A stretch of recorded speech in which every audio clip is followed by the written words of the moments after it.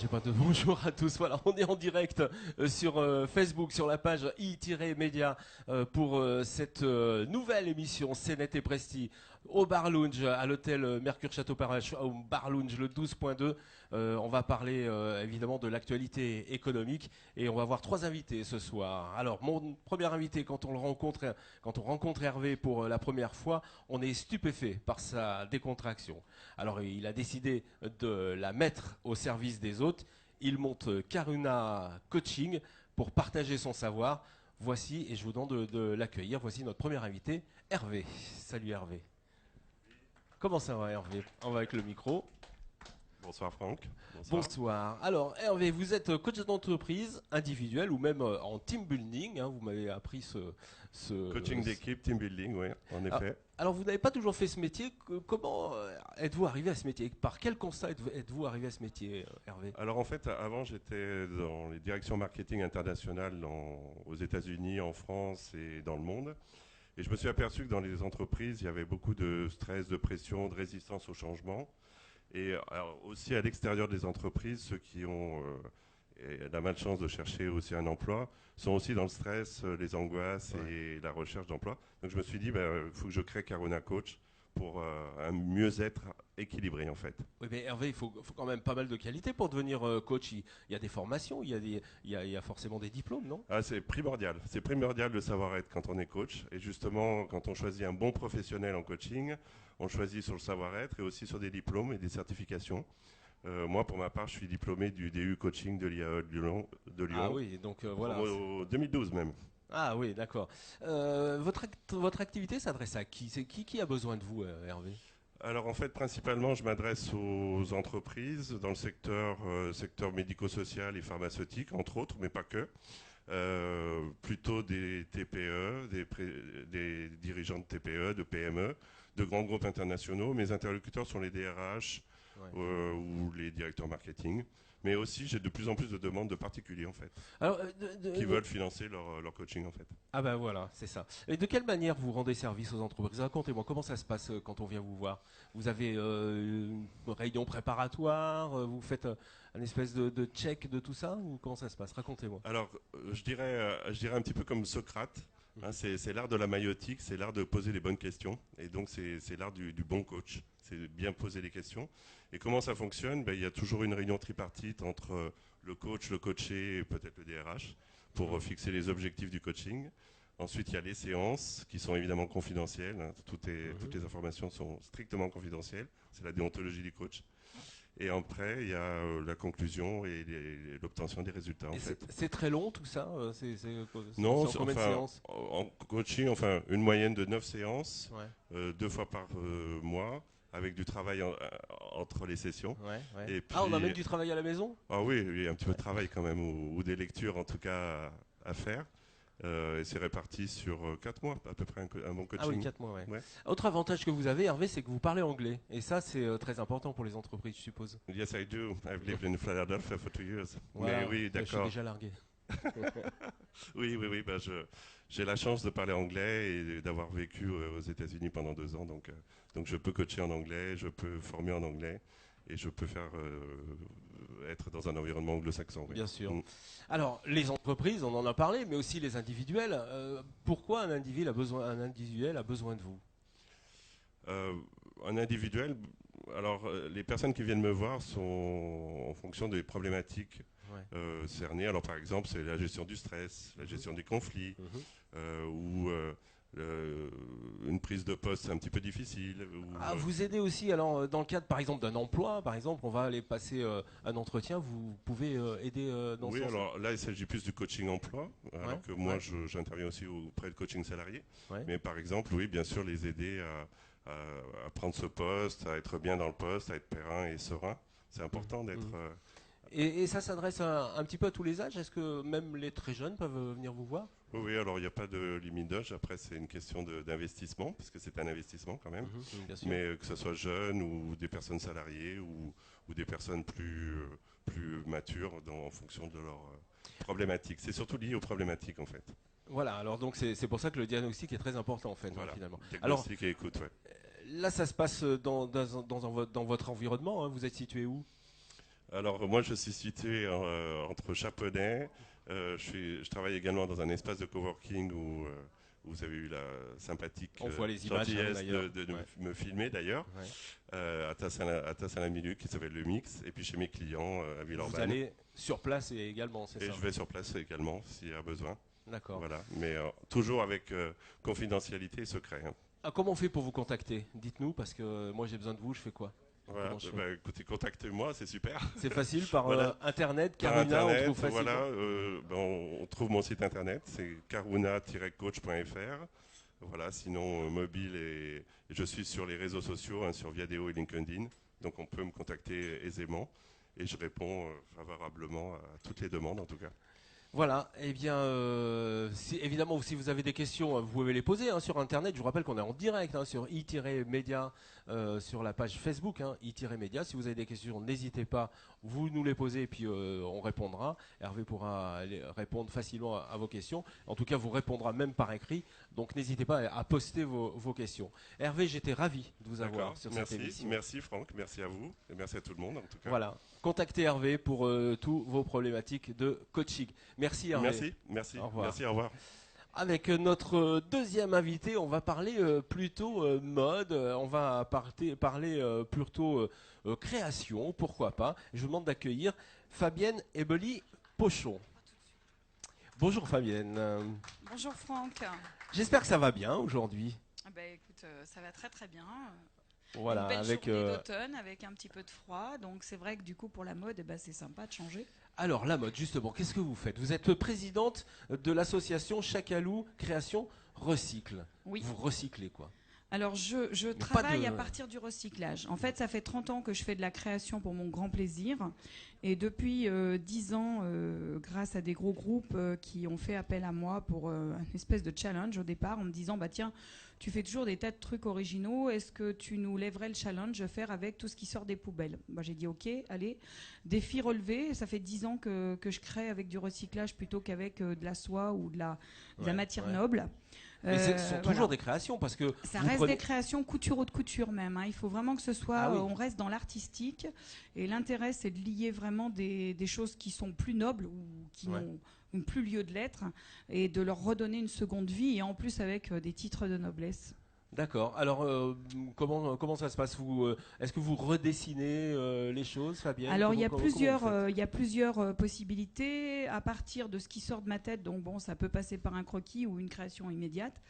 C'est utilisé ensuite, donc ce pourquoi juridiquement on s'est monté en association, pour répondre aux besoins des collectivités qui souvent font appel plus aux associations qu'à une entreprise, quel que soit son mode juridique. Donc c'est sous forme d'ateliers. On fait faire des ateliers multigénérationnels avec des enfants, avec des adultes qui peuvent créer un modèle en équipe. Ils peuvent aussi faire d'autres projets, toujours à partir du recyclage. Il y a aussi les expositions. Donc j'ai travaillé et collaboré pas mal avec des grandes villes comme Annecy, Dijon, Paris, pour faire des expositions dans le cadre notamment de la SERD qui est bientôt ou qui est en ce moment, la semaine de réduction des déchets, et également des défilés de mode. Donc les défilés de mode, bien entendu, ça reste toujours avec un mannequin, un modèle, parce que ce qui est sympa, ça pose une difficulté, c'est le change, on n'est pas dans du tissu. Donc par contre c'est un beau retour. Et puis récemment, donc depuis septembre, je me suis mis à disposition complètement de mon association pour redévelopper un autre pôle qui est vers les entreprises. Donc là le lien avec l'entreprise est quand même intéressant. Alors racontez-moi, qu'est-ce qui se passe avec les entreprises, Fabienne? Alors avec les entreprises, c'est essayer de dynamiser le côté très carré de l'entreprise et un côté plutôt artistique. Donc lier ces deux pôles qui sont pas au départ faits pour se rencontrer, mais qui pourtant ont vraiment des tas de choses à se raconter et à se dire. Et entre autres, quand une entreprise, je vais dire n'importe quoi, vend des phares de voiture, communiquer sur une foire en mettant des phares de voiture, c'est pas très accueillant. Ouais, c'est puis pas je très vois pas parlant. comment vous allez créer. C'est pas très sympa. Moi je sais parce que moi je relève le défi. Et donc du coup, effectivement, travailler des robes avec de l'air ou de l'eau, ça restera quand même impossible. Mais il y a des tas d'autres choses de défis qu'on peut relever, et notamment avec n'importe quel type de matière. Et il est vrai qu'une entreprise, dans son accueil, mettre à la place d'un tableau totalement anonyme une belle robe qui reflète les produits qu'ils vendent, c'est vraiment une nouvelle communication. Et puis c'est détournement aussi. C'est un détournement de l'objet, mais en même temps une vraie communication. Ouais. Sachant que les gros groupes sont quand même présents sur des gros salons, notamment Bien le sûr. Polytech qui a lieu Évidemment. à partir de demain, qui ouvre demain. C'est vrai que du coup, mettre sur son salon et sur son stand une robe création couture en Bien sûr. représentant ses produits, c'est plus sympa que de mettre un pressbook avec des Exactement. photos techniques. Eh ben, puisqu'on Voilà. parle de pressbook et on parle de modèles et on parle de mannequins, on va demander à Zoé, puisque Voilà. Zoé qui est juste à côté va arriver avec une création. Voilà, elle va se mettre devant les caméras Alors de Bart. Zoé, donc c'est ma fille qui défile depuis l'âge de 4 ans. Eh ben, bravo. Voilà, la pauvre surtout, on peut dire aussi. Et donc Alors, là, qu'est-ce que vous avez fait Racontez. là c'est pas de la haute couture, hein, c'est vraiment de la customisation de vêtements. C'est aussi une autre phase Bien sûr. que je réalise.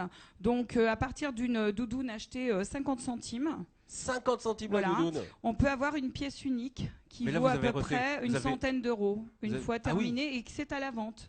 Mais ça reste de la pièce unique. Ça veut dire que quand je décline une pièce, il n'y en a pas d'autre. On peut trouver 500 fois la même doudoune, mais elle sera déclinée 500 fois différemment. Bien sûr, bien évidemment, c'est de la Et création. au goût de la personne. Donc on peut aussi travailler vers le particulier. Est-ce qu'on peut vous demander des choses particulières? C'est-à-dire que voilà, on a par exemple un vêtement qui nous vient de notre grand-mère, de notre arrière-grand-mère, on veut la remettre un petit peu au goût du jour. Est-ce qu'on peut Absolument. vous amener Bah ces oui, pièces un c'est peu même extraordinaires? conseillé parce que du coup, c'est vrai que si on regarde les garde-robes, même les nôtres, hein, enfin moi je parle pour moi parce que j'ai plus 20 ans, mais c'est vrai qu'il y a des choses, des pièces qu'on aime bien dans sa garde-robe, mais bon, parce que bah, comme toute dame qui se respecte, on prend un petit peu d'embonpoint, on n'a plus les mêmes formes, mais ça n'empêche pas qu'on a bien aimé ce modèle. On a envie de le recustomiser, de le remettre à sa taille. On peut très bien mixer, par exemple aussi, une jupe, un pantalon, un manteau et refaire un autre vêtement complètement différent. C'est très très intéressant. Comment on fait pour vous contacter? Comment on fait pour vous Alors appeler? sur le site Chacalou Création Recycle, Chacalou, donc vous c'est pouvez- chacalou-création-recycle et ensuite.com. On le mettra de toute façon sur la Voilà, page sur le Facebook, hein. site. Et puis donc, eh bien, après, c'est au coup par coup. Donc entreprise, collectivité, particulier, on répond vraiment à toutes les demandes. Fabienne, merci d'être venue sur le plateau de CNET et Pression. C'est moi de m'avoir- Vraiment, ça nous a fait plaisir de vous avoir, Merci ainsi à que vous de m'avoir votre reçu. fille, Zoé. Merci beaucoup. Voilà. On va passer Merci. à notre troisième invité, si vous voulez bien. Alors, voilà, on connaît être gourmand en région Auvergne-Rhône-Alpes. Eh bien, c'est plutôt facile grâce aux produits du terroir qui foisonnent.